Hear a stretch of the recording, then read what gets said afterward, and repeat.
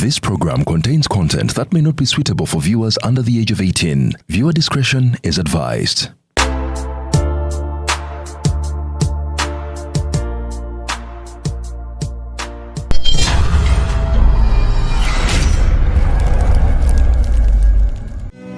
Is ordering your stock from China, Turkey and Dubai stressing you so much? Is it taking you months and months for you to get your stock? Just 1, 2, 3 and trade like a boss you are. 1. Talk to Iran Global Logistics on 0740 152 331. 2. Let us know whether it's sourcing or sending money to a supplier that you would want. 3. Enjoy our unmatched customer service. Trade like a boss with Ryan Global Logistics. Find us at Nabugabo Street, BBC Building, Room N412.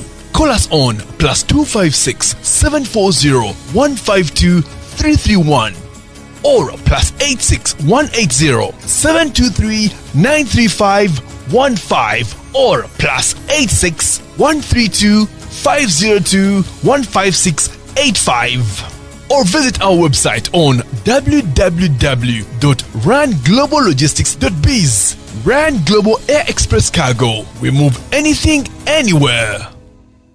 Sichaina kasoko kwaba ababiri waliwo yanyende demba jajja mana akuna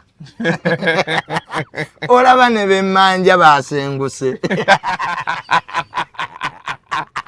abanye otegerera ati bakuloka ne bobanja basenguka ogenda otuuka we bali babera ati bagenze jonnolowooza olwo neiba kati bobanja basenguse wandoga kasoko lalo yangaye kati naba ku munyo nkedde ku macha ova kunaba munyo kunaba ku munyo tetegukendeza bisirani wowe naye mukazi togunaba nzo okwocha ewabi enodda wano junior yabitugamba self subscription yes nega, it's a very nice week today. Ubundi esimu za rais zisembeze eri bati yani mutekamu obudde bwa lodge kati ako kakikolina so it's a very nice week. Lero lunaku lwa kusatu nsoko okwebaza Katonda olw'obulamu bwatuwadde. Yes, abafunye ebizibu mu week eno mukama abasaasire namwe ababifuniddemu ebirungi naye nze nagezezzaako okusiiba kasuku kirabika kiganye bambi kiganye kiganye kubanga nakedde bukeezi neŋŋamba junior kansiibe naye enjoka nenze ndowooza okusiba olina sooka kwediwaminga kyenategeddeko ebiwuka byakozelwayo ti mu lubuto nga sola kweyongera obeera olina okusooka n'odiwaminga ate sitaani ayina effujjo. Nabaddawo ku ministry nga omukazi ayisaawo fruits kyokka lwe nasibye we yaziyisizaawo zitunuulira naye wankandyeko kamu kati kiki ekyadde kikuleetedde okusiiba? Ebibi byange nabitunuddemu nga bingi. Guli mu Katoliki. Abakatoliki tebasiiba. Kyatandise naffe tetusiiba bya butalya. Tusiibako kimu ki. Kati gwe oyagala nnyo TikTok ogyesonyiwa ennakwaga. Nedda baaba. Awo Bikira Maria nnyaba agira nsonyiwa. Sisobola.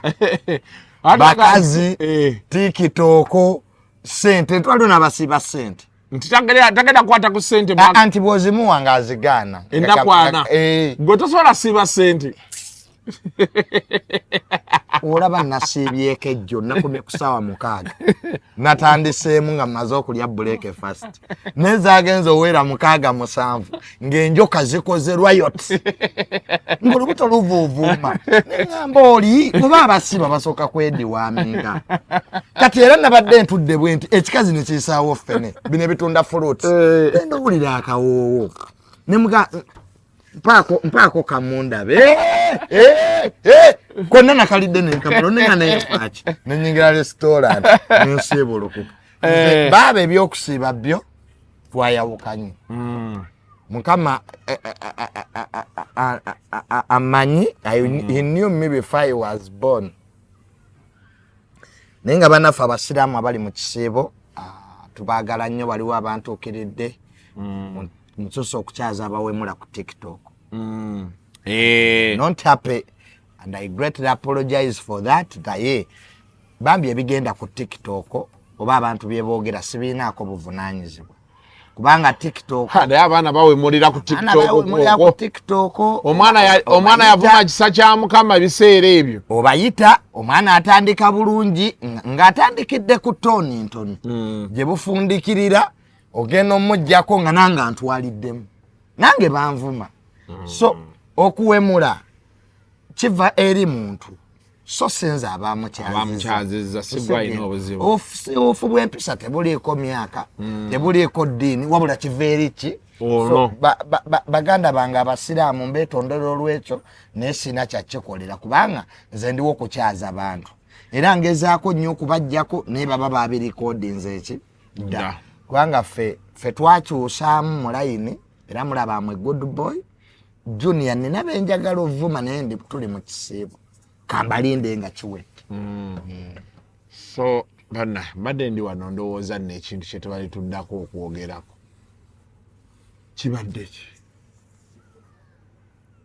tubeerewo Kasuku ate oba kyosazeewo nze ezange obeera absent minded ezange zokka ate nedda junior yalekerawo ebyo ebintu abantu ate bagamba nti attention njiwa nnyo ggwe waliwo obeera nga toliiwo manyi Kasuku olowooza ebintu bingi ku first concentrate on me kati obedda nnyumya toli wanda inuit no obadde onyumyanga wendi njogera I'm trying to remember kubanga toyinza kubanga ntudde wano for 5 minutes tonnaba nakugaa welcome tuyeta naze edition naye wabyerabidde Kasuku yeggwe abantu bakiŋŋamba nti oyo Kasuku aba tabiriiko nabikulekera kati tandika welcome yekyana mutyaba so okubeyo akalango kamu bwe kati tutandike enaze edition.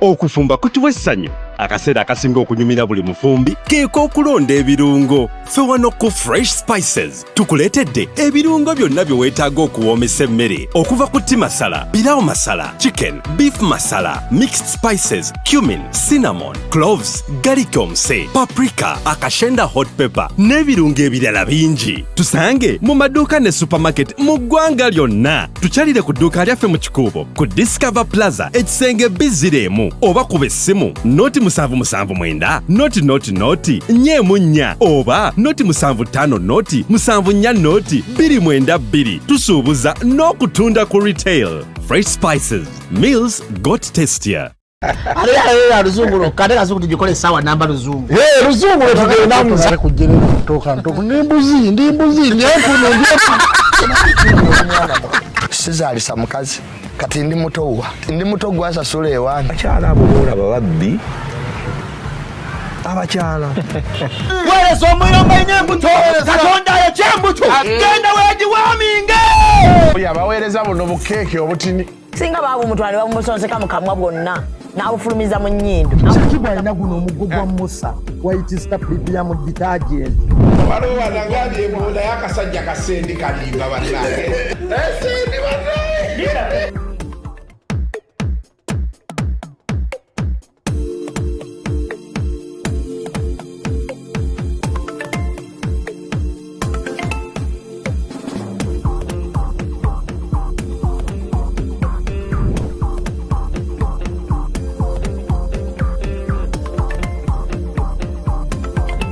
So welcome to yet another edition of Kasuku Live.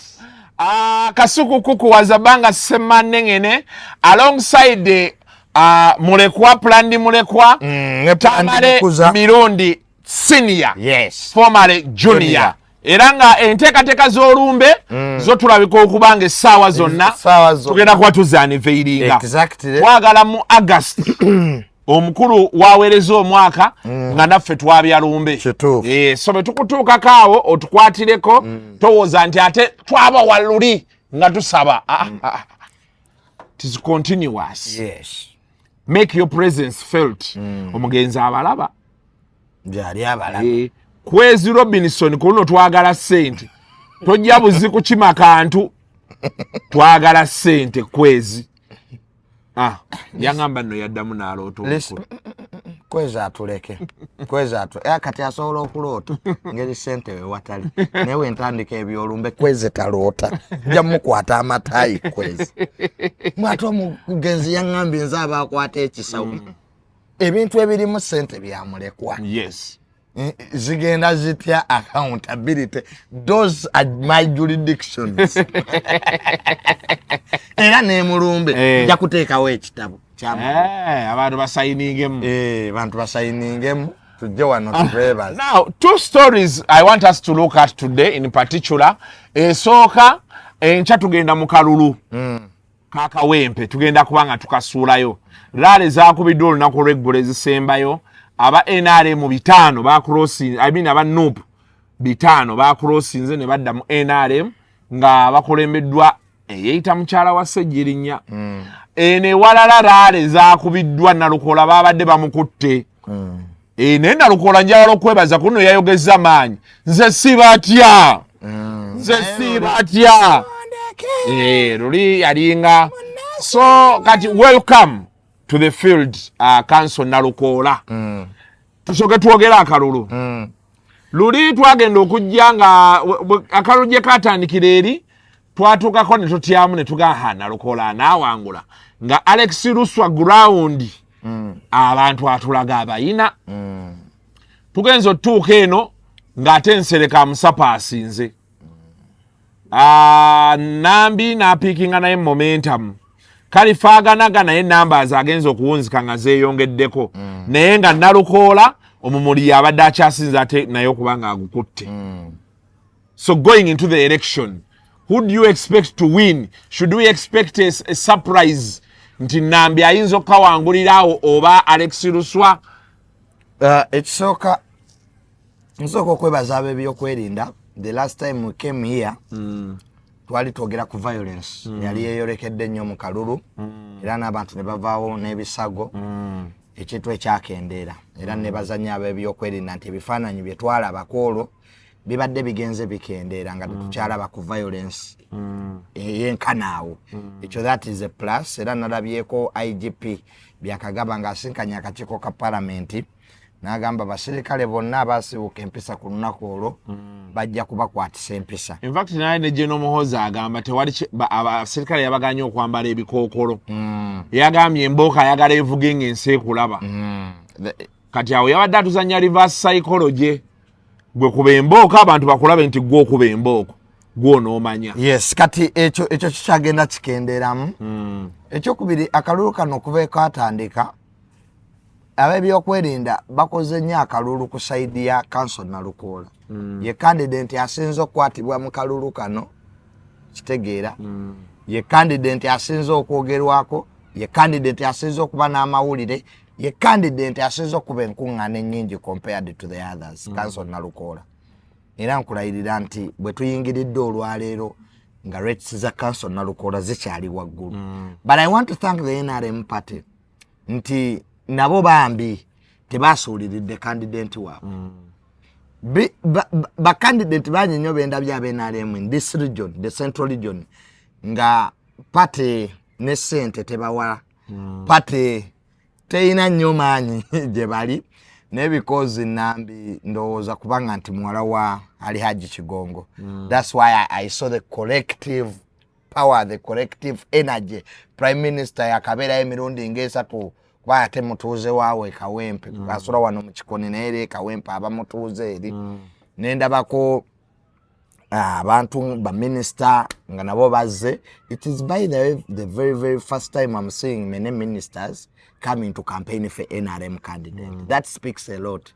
Wabaddewo ebizibu abantu yabadde bagamba nti ba minister ne ba MP tebatera kujja NRM tebatera kujja mu by election z'abannaabwe ba candidates but this time NRM etaddewo embeera and to make the matters the ice cream on the cake the president himself had to come yesterday and nebaza nnyo bamobilize Dija Namyalo omukulu tebamuswaziza abantu bo babaddewo kaaliwo omukulu watuuka really n'ogamba oba abantu tebaba mobilize nze bulungi so kifaananyi kyo kyabadde kirungi president okujja abayimbi ne bayimba kati ebyo bye twagala mu demokrasiya abannupu bakole ebyabwe ne bano bakole ebyabwe ffe kye twagala era n'abenaalemu bakoze ebyabwe bulungi nnyo president n'abawooninga nti we balonda omuntu yenna nga si weenaalemu baba beekubye endobo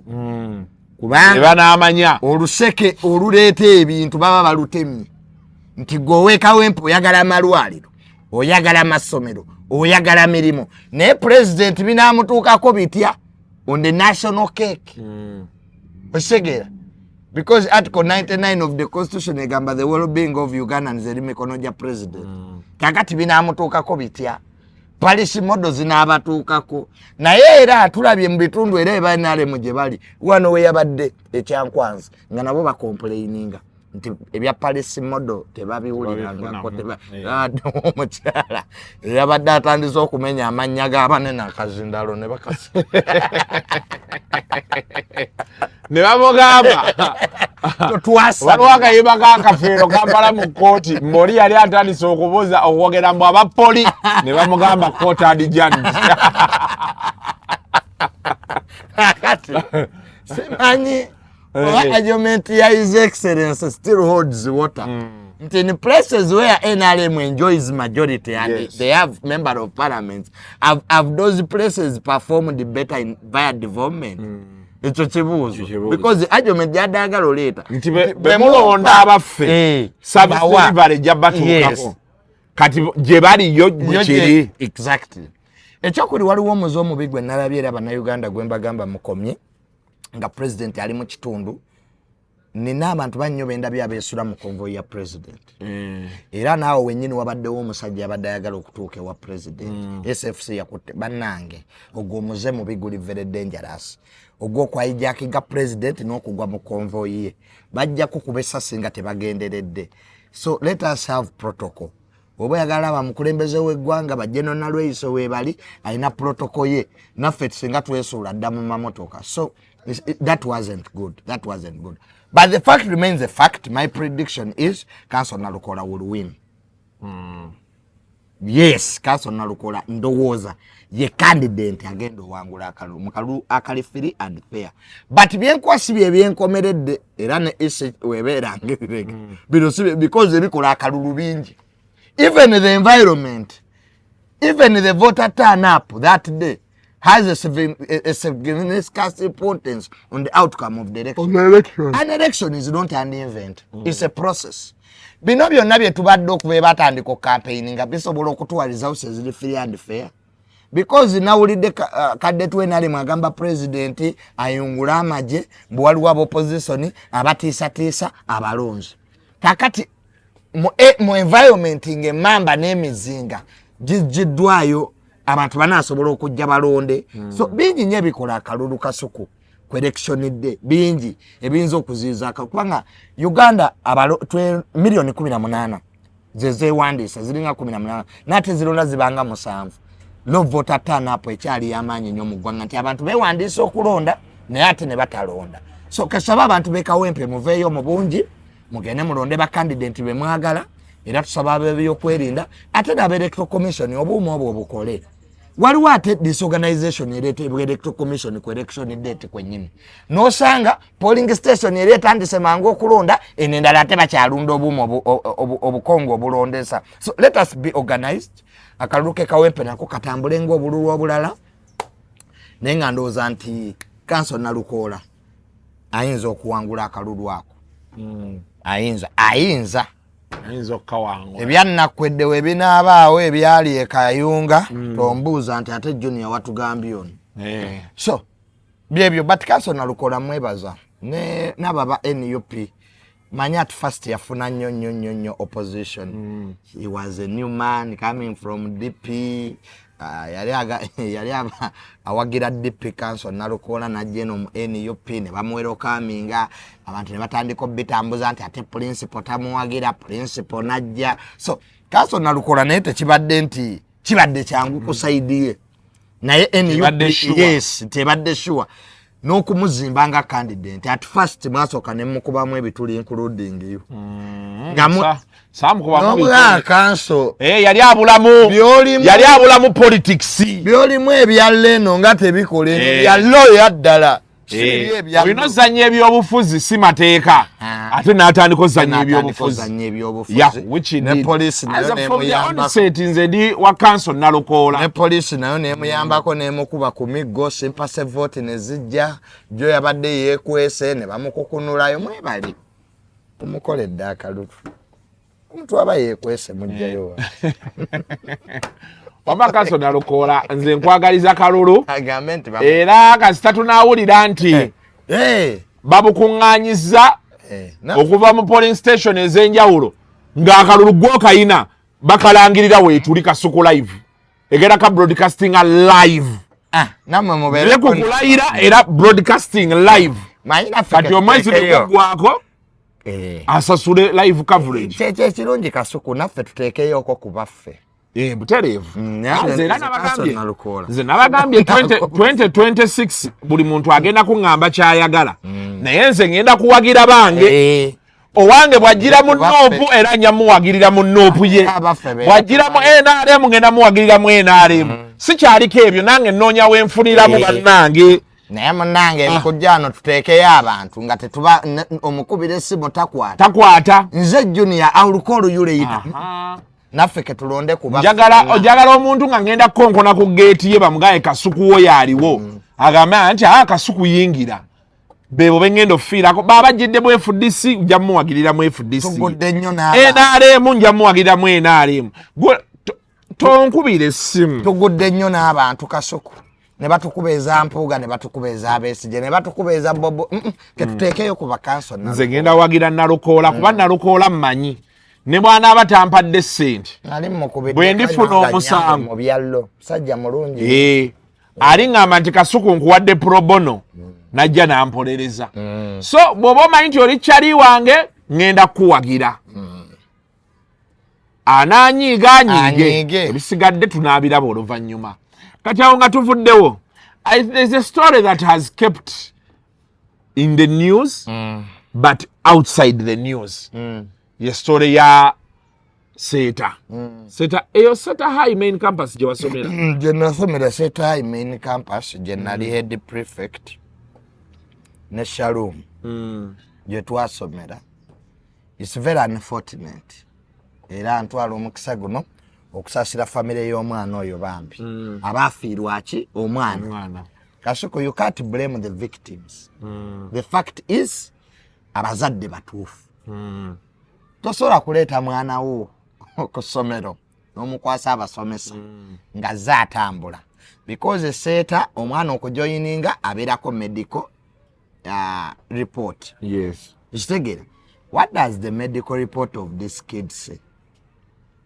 basaba medical report it's mandatory it's a law tosobola kujoyininga Seta nga tolina medical report kakati omwana ono yayinamu obulwadde medical report ye gaba kikwanze gye njagala osooka okutunuulira mu byonna nsooka efuna ekifaananyi ekituufu ekyo kimu so abazadde abo mbasaasira nnyo kiruma it's very hurting as a parent to lose a son or a daughter atalwadde Kasuku okulwazaako omuntu wo n'afa tekiruma nnyo ng'omwana gwe bakubidde essimu nti omwana wamututte ku ssomero ne bagaa ati afudde ate mu circumstances ezitategeerekeka because the first thing essomero nayogeddeko n'ab'essomero as a old student and as a former head prefect and as a former student ne mbagamba nti we have to make a statement. Kati byonna byogassa ogassa. No, I want as a former as an old boy. I want people former prefect. Yes. Former student. Yes. Do you know old boy covering of former student? Do you know that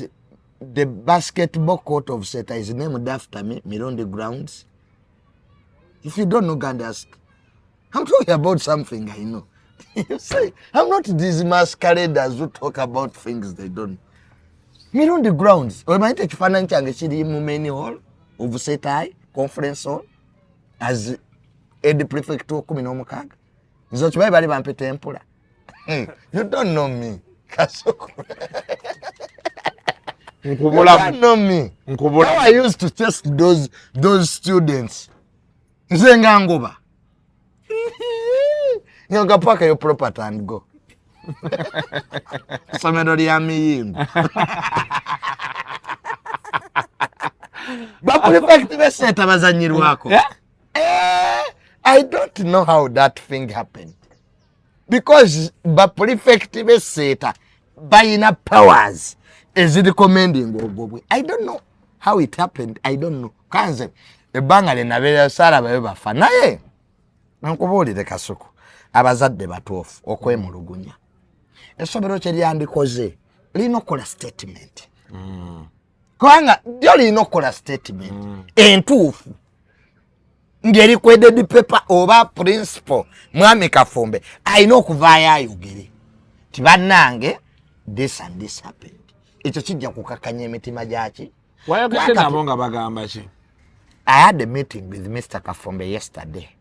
But in Gabalimu crisis meeting, but I think after they thought about it, above not meeting me because today is telling me, I will call you back. I think he's doing something. But one thing I recommend, the school must make a statement of really what happened. Omwana yetuga, was it violence? Abana balwana. Because Kasuku abana bazibu senior 1, senior 2, senior 3 abana bazibu batera okufunamu obutakkaanya katoyiza okusanga nga ekyabanyiza kyali na kitono if it is true. But ne director w'essomero mwami Jesse Muyingo naye yakolamu ensobi. Omuntu omuzadde waafiirwa omwana we gwe kennyini nga director gwalina okutwala obuvunaanyizibwa. Mwami Muyingo singa ya meeting abazadde bano nga director w'essomero ekisooka n'abeetondera. These parents deserve an apology. Because baleeta omwana waabwe ng'atambula ne bamukwasa ne basasula fees. Let us not make these schools to be businesses. Nti collateral damage you don't care. These are people's kids. Nga naye woyina abaana bo. I expected oyo omwana singa bwe yali amaze okufa. I expected a police report.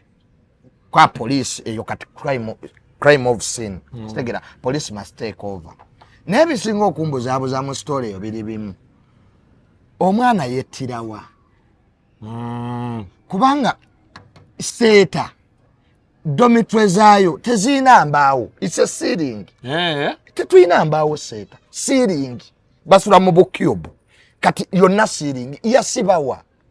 Yasiba ku mutingo ogwo.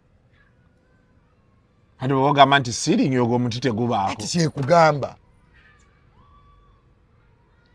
How can a person hang himself in a ceiling dormitory? Yesiba katanda. Ate katanda alengejje. Abena n'ekyokubiri ekitukuba obutanda obusatu baabugoba dda mu masomero. Lwaki bakyabwe binakomako bubiri. Ate ono ye minisita w'ebyenjigiriza. Kati kyenvanga nti tetugenda yeeyo. What the school would have done was to make a statement. Kwa abazadde bano ebibuuzo bye beebuuza biri valid. Ekyokubiri omwana ono yeetuga ssaawa mmeka? Ko omuntu tasobola na kwetuga nga banne tebakola ki? Kati is a story gye ndowooza entuufu Kasuku. This is my opinion. Abaana balayika baalwana. Oli n'amukuba ekikonde. That's what I think. Okay, era nze ndowooza ti omwana oyo ayinza okuba teyafiira ku ssomero. We balwana. This is what I think as a psychologist. We balwana oli n'amukuba essomero lyayika lyamutwala mu ddwaliro. That's why bano bagamba essomero nti temumuggyaawo ng'ate olwedde ali mu ddwaliro. Era abazadde bagaa ti they wasted for 4 hours nga bali mulago naye ng'omulambo tegunnajja. The body had guleka gwina eddwaliro lye gwalimu. gye gwasookera eze nange nali seetaawo omwana yamala okulya akatogo ku lw'omukaaga nakka mu swimming pool era naye yafa bwakka bwati emmere nedda nga bwogwa daivu ng'omaze okulya emmere nedda yakololera mu mazzi omutima ne gukutuka oyo ye yafa era nange musomerayo Seta azayina swimming pool ate nange nali sijefiiriddemu nasanga obwana bulengejja kumbe bo bumanyi okuwuga buli mu diipu nze nagagwamu bugwe namiragali banzijjamu bujja ne banyiga olubuto nali fiiriddemu era singa tebanyangwira nafa kitegezeemu ebbanga lye namalayo nasanga obwana bwa siniya firi bulengejja siniya 2 nendowooza ntono bulinye wansi kumbe babawuga balinaako kebakola bwe bati ne floating nze nagagwamu bugwe kebakola obugere bati ekipi bamugjamu nze yali talk of the news ku assembly. So there is until the school makes a valid report that we can base on because the parents bebogera, but I don't know how it happened. Siraba ongeri certain cameras. How did it happen? When the school is on CCTV, babira yeringa balaba essomero. How did it happen? Kati problem gye tusinga okuba naye eri emu. The school is saying nothing. And they have to say something. And they are nadde ne council Namutebi nga nnyonnyola ng'agamba they didn't even bury. No, they went. Did they? The principal buried. Yazika. Yes, Mr. Kafumba, and they took 2 million. 2 million shillings. They took 2 million. Yeah, adagamba mbu tebaziika. Bino bye bagamba nti abaana tebaziika. Of course, esseeta omwana okufuluma kebe semina omuzadde amala kukkiriza. Era ffe twagendanga ku zi semina ng'eriwo abasigala.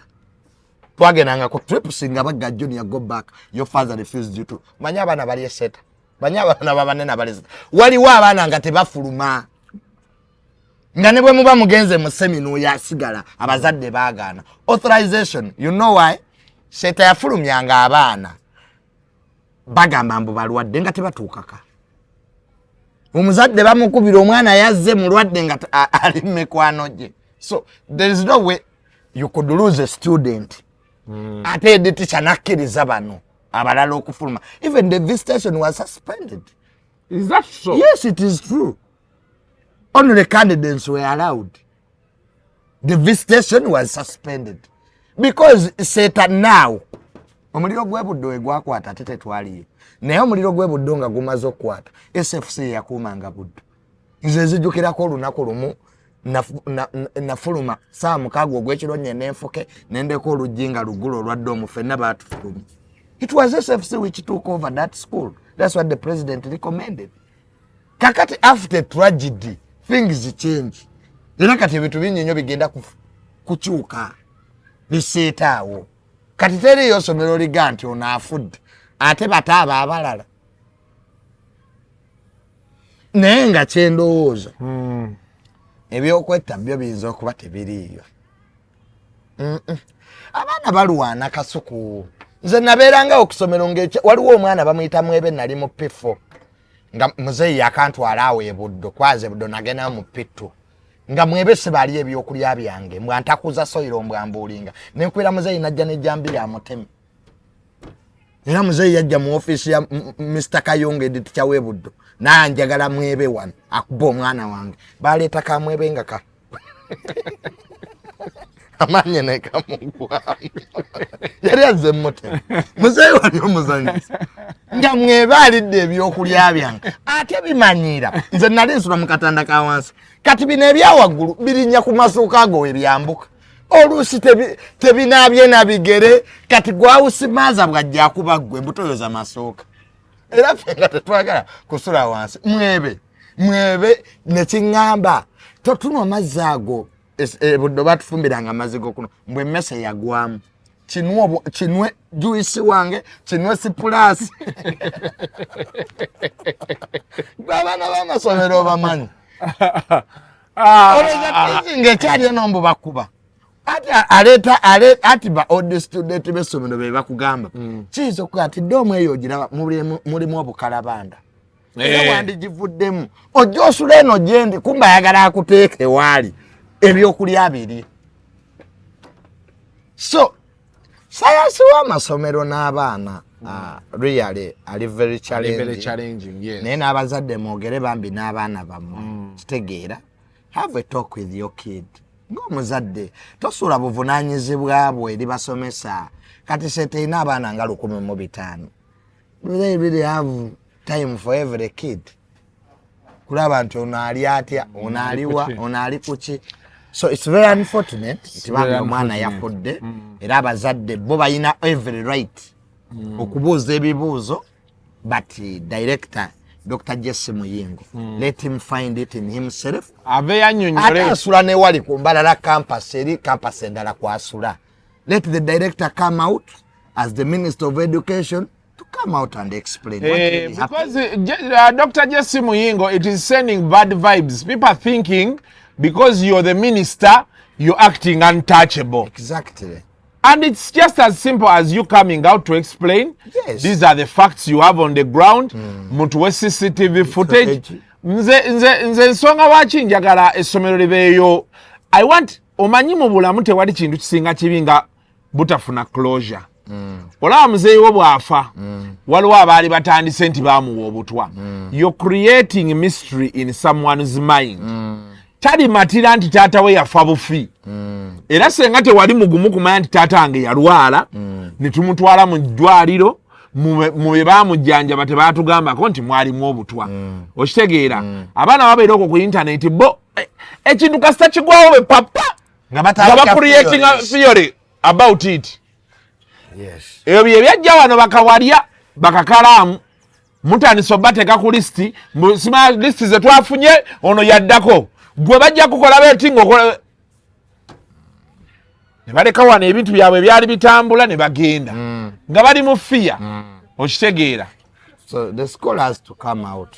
Sendi gwe towakana kati sendi gwe tekikutuukangako sendi be kiri mutuukako alimanya mwami sendi towakana omanyi kyo banali ngenda banyimamu mi visa nze nange nabeerako mu fiya awo nga yisima amaze okufa oyo muleke sendi nze mwami sendi ye tamanyi how I was traumatized by not the death of Isiba but the words people were saying about the death of Isiba. I don't accept tibali bagenda lwa fiya. No. Kati gwe mwami sendi bagenda lwa bwavu. Bagenda lwa bwavu ekyo kyogera mu kamera.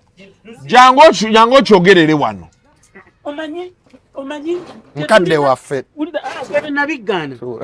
Omanyi tetulina kukola ki? Tubeere beerufu mu bye twogera. Okiwulira? Tubeere beerufu mu bye twogera ate tuleme na kuwudiisa abantu. 99.9% Yes. Bannayuganda abali e Bulaaya baliyo for economic reasons. Yes. Okiraba? Akwate mu ngalo. Mikwano gyange ate abantu bemwogerako mikwano gyange okiraba mukwano gwange Keys okiraba ne Kakalaamu likambo ya faranga tu ani yali abaagala ng'abaagaza ki nga bakoze eki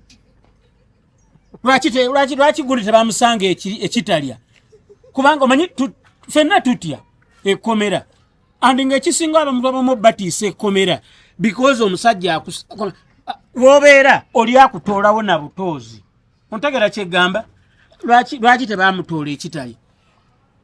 But having said that saagala munfune bubi mugambe Sendi is insensitive, you were once in fear nti mbikudaaliramu nedda si kyekyo. Kakalaamu tabirangako mu fear nedda. Keys tabirangako mu fear likambo ya faranga. Ffenna tumanyi media houses zisasula buswazi ate sizinenya. It's not a mistake that employment and exploitation biriranaganye. To get employed you must be ready to be exploited. So oli abakoze business ye kufuna magoba waliyo omuntu asasula house girl emitwalo 2 bantu basasula ba house girl emitwalo 6 ate n'omwami n'agatako okusanyusibwa okiraba.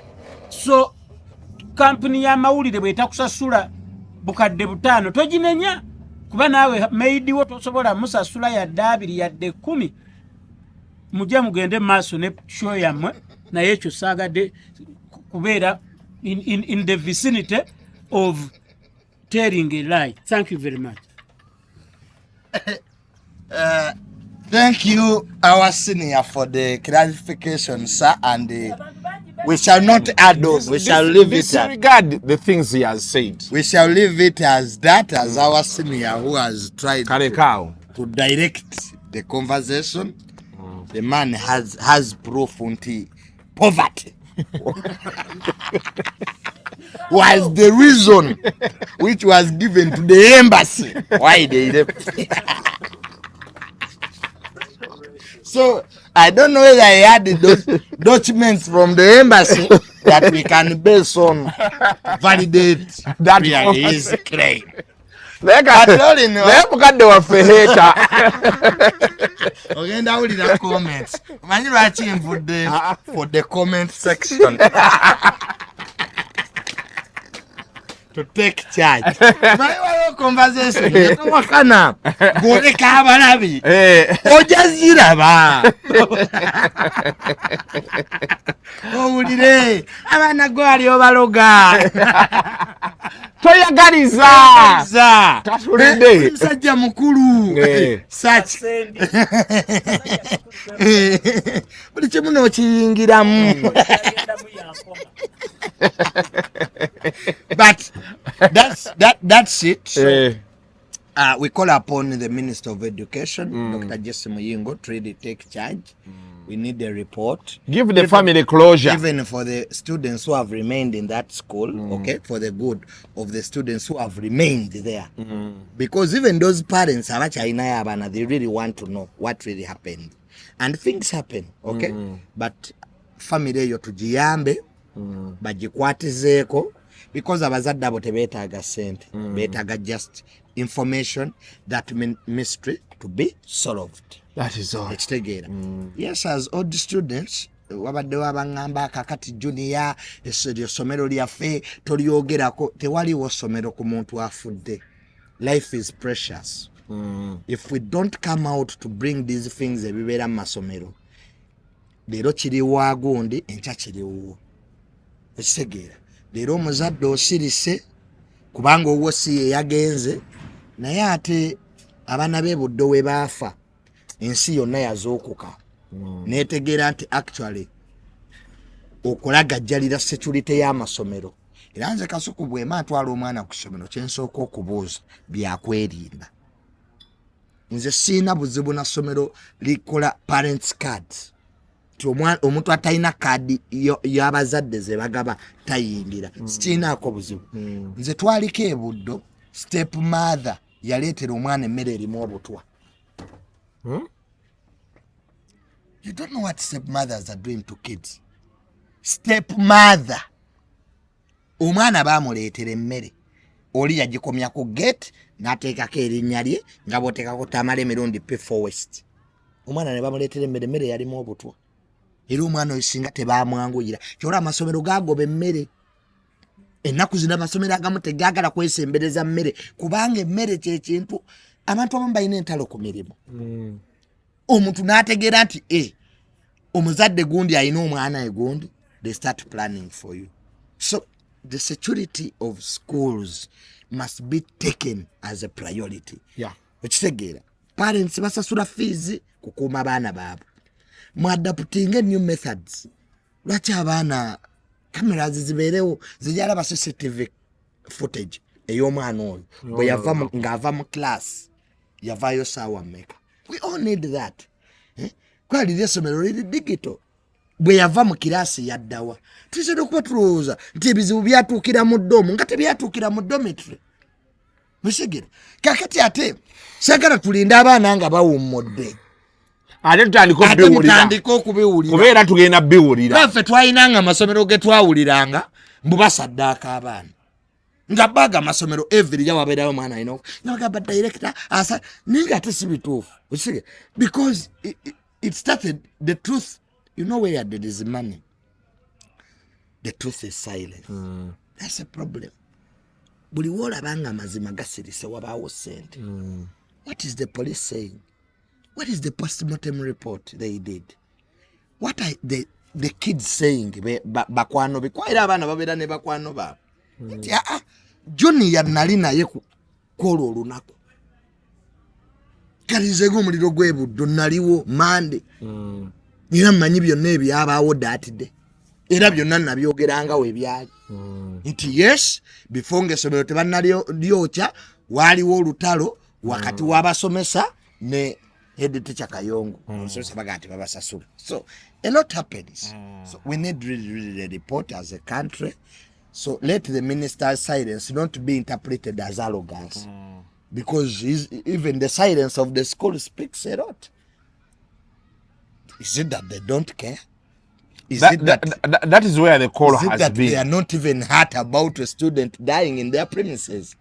Is it like they don't even want to get involved?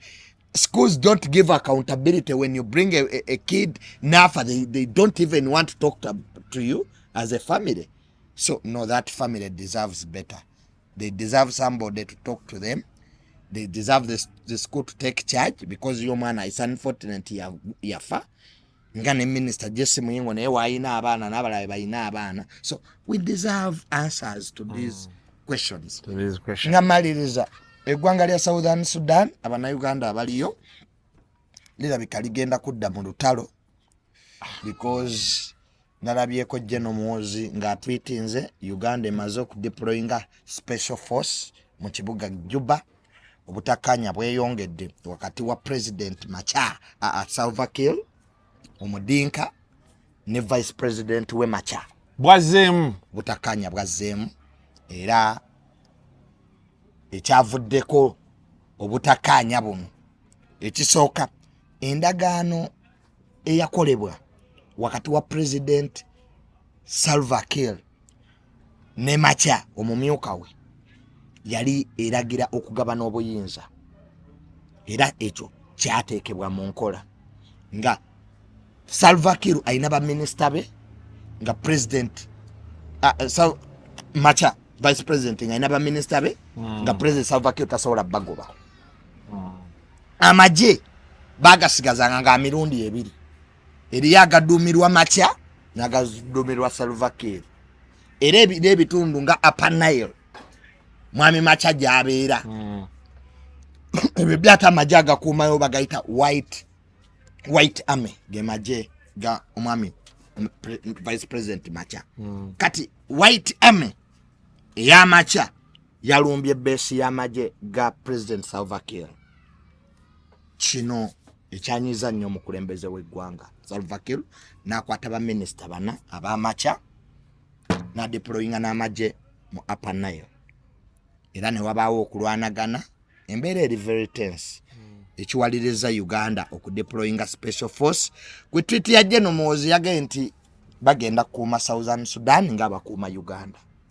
Kati embeera eyinza okusajjuka, era eggwanga lya America liragidde bastaafu baayo okuva Southern Sudan bakomewo. Guno genda kuba mulundi gwa kusatu ng'abaami abo bafuna obutakkaanya, naye buli we bafuna obutakkaanya mwami Machar abadde addukira Sudan ng'era akumonga Vice President. Ddukira Sudan ge gamu kubanga amatendera galina ba Vice President bana, bo balina bana. First Vice President Machar ne bali abalala kuba bagabana buyinza. Kati abatulirizi b'ensonga bavuddeyo ne baleeta element nti kuno kuyinza kuba kwekwasa nga President Salva Kiir ategedde nti Sudan yo mambuka eri mu lutalo kubanga yebadde supporting ennyo. Kati kyekiseera akole kuono for once and for all, nga bwe ntegeera nti Kasuku abadde akuwagaana fuye. Kati kaneekwasa nkukubira eddala nkujjewo, because olutalo luno lw'amawanga abadinka n'abanuwa. It's a tribal war. So kesabire Southern Sudan emirembe, kwa Abannayuganda baffe bangi nnyo bambi balya ku ggwanga eryo, bakolera mu ggwanga eryo, naye nga gamagye gaffe aga SFC ng'atuuse dda gamaze okutuuka mu ggwanga lya Southern Sudan mu kibuga Juba okwongera okulaba nti gavumenti eyo eyongera okunywezebwa kabadde bagenda na mukalulu badde bategeka kalulu kubanga aliko takyasobola yerabira n'okwerabira musajja wattu abeera mu kuŋŋaana pulezidenti w'e Rwanda n'amuyita ow'e Tanzania so byebiri eyo naye nga bw'ogezaako muvuunuka waliwo jjajja ow'enkofiira amuli emabega bw'ati ate n'Abamerika n'Abachina era nabo beekubira mu Southern Sudan because amafuta ate bagawa China America kyetayinza kukkiriza so that politics is also there kirungi nnyo okumanya ebiriranye eggwanga lyo kubanga biyinza okuva eyo ate ne birabika nti naffe bitwaffectinga kale Animal Farm betyo bebadde olunaku olwaleero okujjako nga mulina kirala kye mwagala tuwongereko ekitaliiwo story ndala ndowooza badde mawulire badde ya Baby Gloria maama wa Baby Gloria mami badde nkusaba maama mbuwombeefu okakkaneko wakyakkakkana essanyu lya mwana we siragira sivoola ne maama kakkana musala ku pressure I know you are very happy kwa kirabika nga ate ye gwe bawasizza I don't know the woman is up and down banange wano mu Buganda omuko ne Nazaala tebasisinkana era Nazaala wo aba wali goyita wano kwa bajja kulwaza ki obuko naye obuko gye buli you see buluma bw'osoma akatabo bakayita no longer at ease kino Achebe neda si kino Achebe yagamba nti even if we are Christians we can't marry our daughters because of culture no longer at ease ne lwakubadde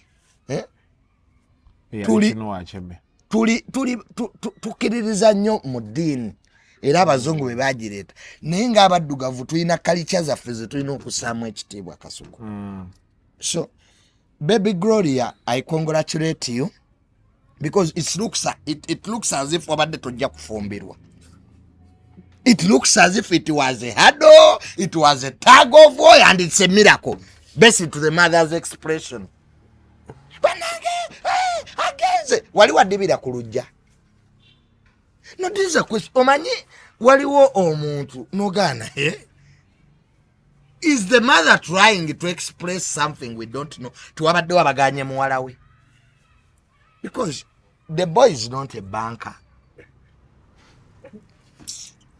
omukoye nawe omutunuulirako nokaleero bano maama musanyufu mwala alinga yafumbiddwa biliyoniya no what if she married me family yandikoze ki bandijjayo mikeeka ne banjalira some families baneewuunya what if it was me Kasuku because if it was me you know they want to get into wangles yes omanyi omuntu yagamba bamubuuza why do you always blow your trumpet not because it's my trumpet to blow it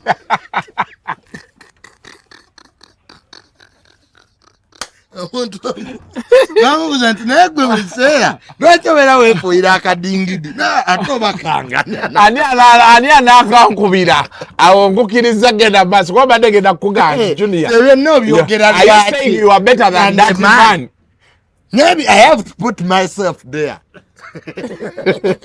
nze siri musajja you are a man Baby Gloria bambi we congratulate her maama we kyemwebazaako ekintu kino akozezza muwala we mu mpisa ennungi Baby Gloria is one of the living testimonies ez'abawala abafunye feemu nga bato ne bakwatibwa bulungi teyeeyambudde sirabyeko ku nuduzi za mwana oyo I want to thank the mother because a girl waliwo wano kamuleke mukwano gwo so to have fame lwaze nalaba Baby Gloria nga muto neera nange nali muto ndowooza tojja kusisinkana naye obukalukalu yatajja busera era nevubuka nalyo kaluzibu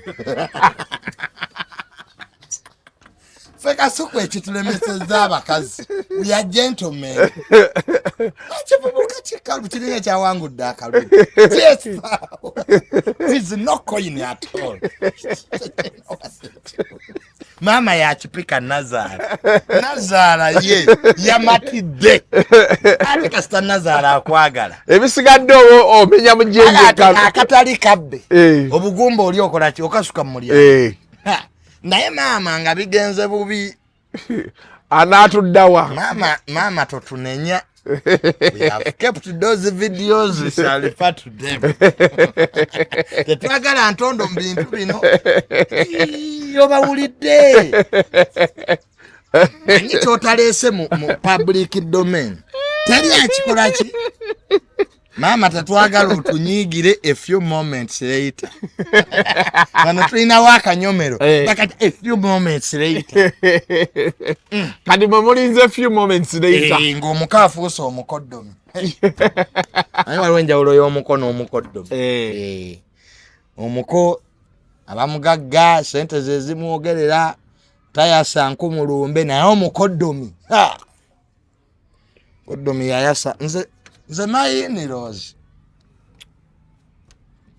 naye nali mbaddeko nabo bangali mbaddeko ne bayini ono omuwala aliyani nali ngenda mwanjula that girl bewitched me kasuku that girl bewitched me dogotofu you love her era yangamba Junior you look for me that girl bewitched me I accepted omwala oyo yandoga that girl Luli yankubira Junior njagala nzije nkimengo yezange amuga kanfuna wa borders kuleti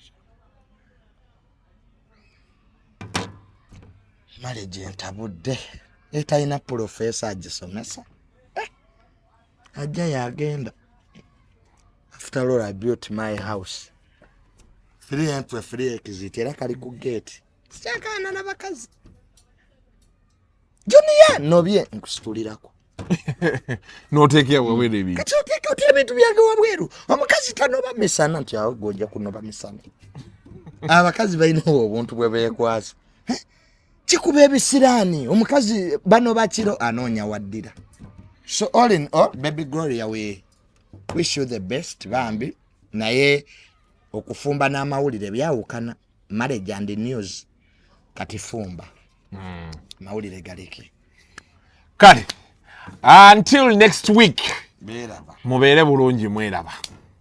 The views expressed on Kasuku Live do not reflect those of the host, producers, or management. They are solely of individuals providing them and do not represent or reflect the official policy or position of this YouTube channel.